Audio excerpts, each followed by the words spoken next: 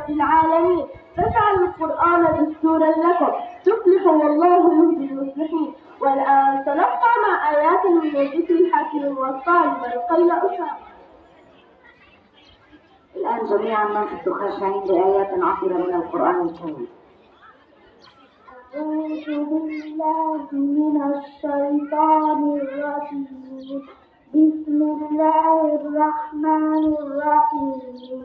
والطور والكتاب المسطور في رق منشور والبيت المعمور والسقف المرفوع والبحر المسجور إن عذاب ربك لواقع ما له من دافع يوم تمور السماء مورا وتسير الجبال سيرا فويل يومئذ للمكذبين.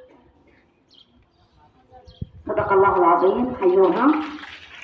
صدق الله العظيم. يقول رسول الله صلى الله عليه وسلم: بسنتي وسنة الخلفاء الراشدين المهديين وغطوا عليها بالنواجذ وإياكم ومحدثات الأمور فإن كل محدثة بدعة وإن كل بدعة ضلالة. والطالبة تقرأ لنا حديث شريف من كلام خير الأنام محمد عليه أفضل الصلاة وأتم السلام. والطالبة باليسار. قال رسول الله صلى الله عليه وسلم: من قرأ حرفا من كتاب الله فله به حسنة والحسنة بعشر أمثالها. لا أقول ألف لام ميم حرف ولكن ألف حرف ولام حرف وميم حرف. صدق رسول الله. صدق رسول الله. حي الطالبة.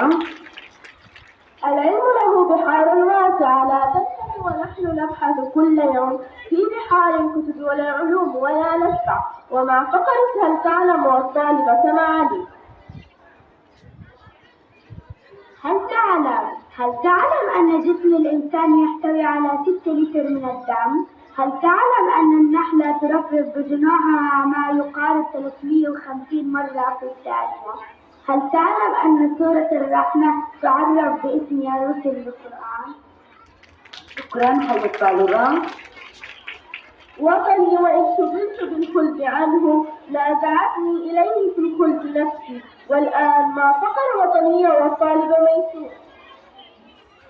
الوطن أجمل قصيدة شعرية بين دواوين الشعراء.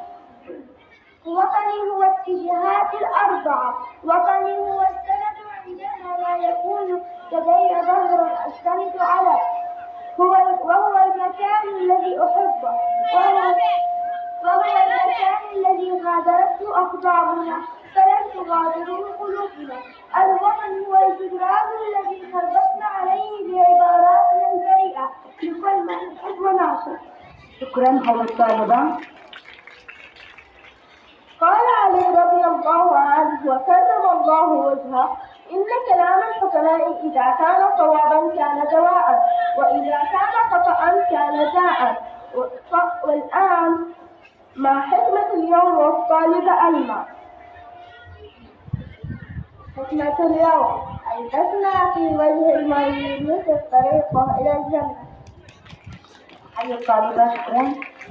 سنرحل وترحلون وتفيض بالدمع العيون وسنظل نذكركم فهل تراكم تذكرون. وفي الختام نتمنى أن نكون قد وفقنا في تقديم إذاعتنا المدرسية لهذا اليوم.